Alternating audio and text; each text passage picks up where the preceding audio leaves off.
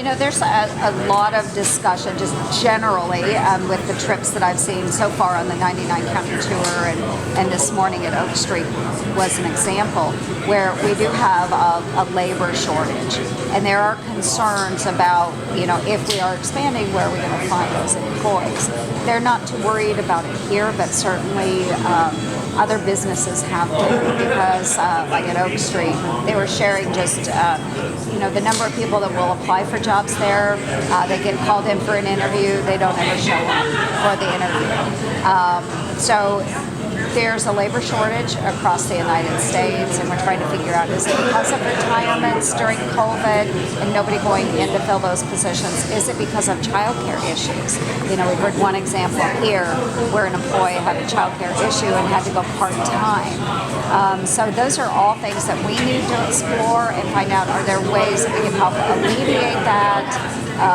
Again, just providing regulatory guidance or regulatory relief in some cases is the best way to do it, but I think there's a lot of issues there. But from here, just focusing on the locker and understanding where our food comes from, you know, where's meat come from, and educating the American public on healthy eating opportunities. You know, meat can be part of a healthy lifestyle, and I think just by opening up this opportunity for other members of Congress who may not be connected to agriculture, bringing them in and just walking them through operations, they can see what goes on and how their meat and food is produced.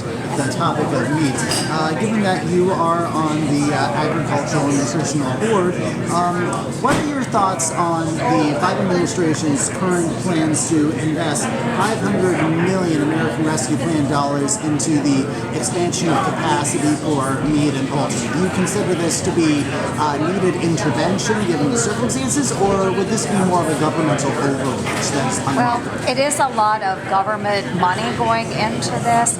I do think it's an option that should be explored, because I do get excited about seeing small business opportunities in certain regions, but we'll have to weigh it very carefully to make sure that if they are providing those dollars, that there aren't too many strings attached. We want, like we saw here, entrepreneurs and businesses, we really want them to be able to engage and thrive without a lot of government intervention.